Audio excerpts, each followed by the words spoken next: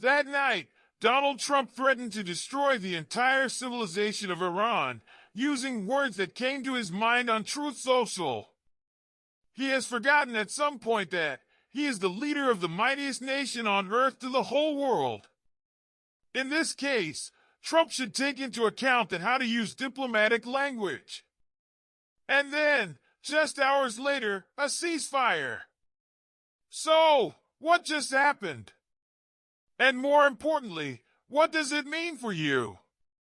Sitting here in America, paying your bills, filling up your gas tank, watching the news in disbelief? That's exactly what we're breaking down today. Stay with me. A deal is actually an agreement. Pakistani Prime Minister Shehbaz Sharif, who has been quietly working as a mediator, announced an immediate ceasefire on Wednesday morning. The Pakistanis can't stop the Afghans from eating their food, so how well do they mediate between the US and Iran? By the way, it's no lie that Pakistan itself is grumbling and going along with the Afghans. Here's what the deal actually looks like. Trump agreed to suspend U.S. bombing of Iran for 2 weeks, and in return, Iran agreed to reopen the Strait of Hormuz. That's it. That's the core of it. 2 weeks. Conditional. Trump posted that the U.S. had already met and exceeded all military objectives. Now, you can believe that or not. But what's undeniable is that just hours before, he was threatening total destruction, and now he's talking about tariff relief and sanctions negotiations. That's a pretty significant shift in tone. Iran, for its part, released a 10-point plan. Among other things, it calls for a complete end to the war, lifting of all U.S. sanctions, compensation for reconstruction costs, and, notably, Iran says it fully commits to not seeking nuclear weapons. Whether you trust that commitment? That's a whole other conversation. But it's on paper now. And here's where it gets complicated. Israel says it supports the ceasefire with Iran, but refuses to stop fighting in Lebanon. Netanyahu literally said, "Our finger is on the trigger." So we have a ceasefire that Israel isn't fully participating in. Make that make sense. Overall, these 3 parties are putting forward 3 types of demands to stop this war and claiming ceasefire as victory, which has created a kind of confusion. Therefore, the statements of these 3 parties are not in harmony with each other. It is doubtful that these 3 parties that participated in the war would sit down in a proper place and try to talk to reach a decision to end this war. What this means for everyday Americans. Okay, so why should you care? Let me give it to you straight. Gas prices. The Strait of Hormuz reopening is genuinely significant.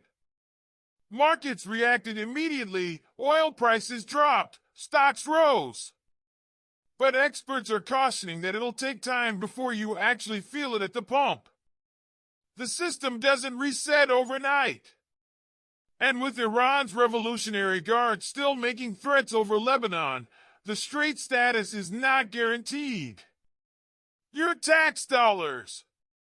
This war has been expensive. U.S. military assets deployed across Bahrain, Jordan, Kuwait, Qatar. These operations cost money. Real money. Your money.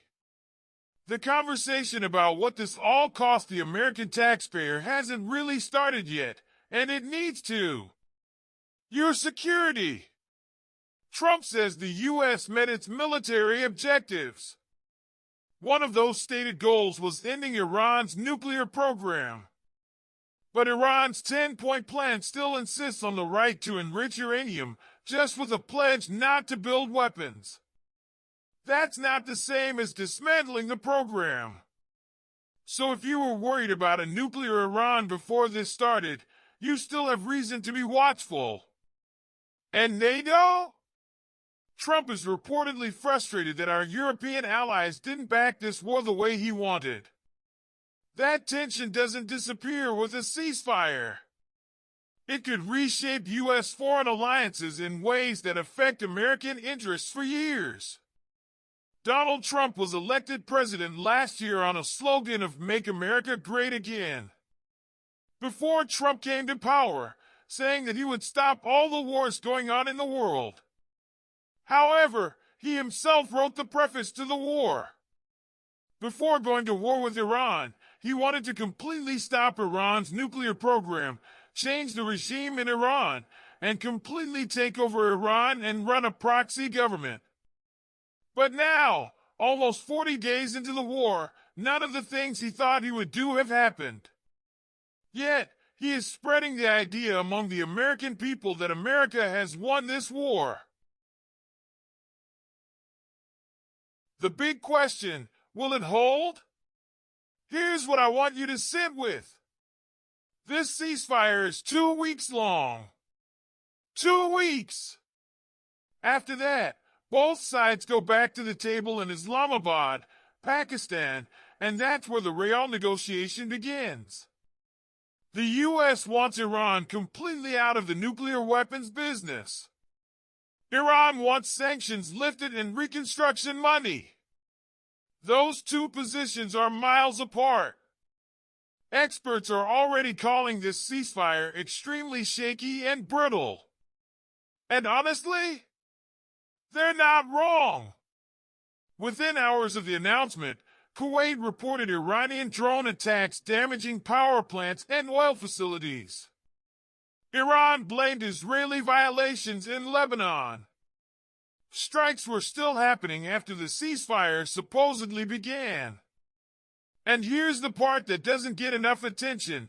This is the third time the U.S. and Iran have tried to negotiate in recent history.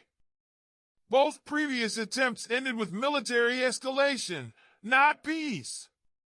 History is not on this ceasefire's side. It seems that no one here is listening to the outcry of Middle East countries like Saudi Arabia, the UAE, Qatar, and others who have suffered the most losses due to Iranian aggression in this war. No one here is taking their opinion into consideration. So is this a breakthrough? Or a pause before the next explosion? My honest read? It's a fragile window. And the next 14 days matter enormously, not just for the Middle East, but for American lives, American wallets, and America's place in the world. Look, at the end of the day, whether you're on the left or the right, whether you supported this war or opposed it, the question every American should be asking right now is simple. Are we actually safer? And was it worth it?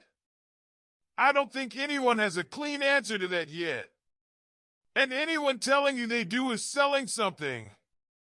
What I do know is this: the next 2 weeks of negotiations in Pakistan will tell us a lot. Pakistan's job as a broker between America on one side and Iran on the other is not easy. The reason I have used the word broker here is because Indian Foreign Minister Dr. Subramaniam Jaishankar in an interview called the mediation between them as broker. Pakistan needs to balance America and Iran, otherwise Pakistan will have to face the wrath of both countries. I will explain to you in the next video about Pakistan's actions during the negotiations between America and Iran. If this video helped you make sense of a very confusing situation, hit that like button. It genuinely helps this channel reach more Americans who deserve honest, clear news coverage. And if you haven't subscribed yet, now's a great time, because this story is far from over. Drop your thoughts in the comments. Do you think this ceasefire holds? I want to hear from you. Until next time, stay informed, stay sharp.